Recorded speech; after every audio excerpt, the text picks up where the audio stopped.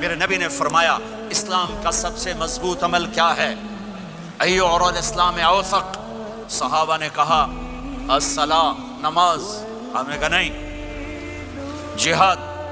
आपने कहा नहीं। रोजा? आपने कहा नहीं। हज? आपने कहा नहीं। इस्लाम का सबसे मजबूत अमल क्या है? सहाबा, नमाज। जी नहीं। नहीं। जिहाद? नहीं। रोजा? नहीं। हज? नहीं। अच्छा या रसूल अल्लाह फिर क्या है?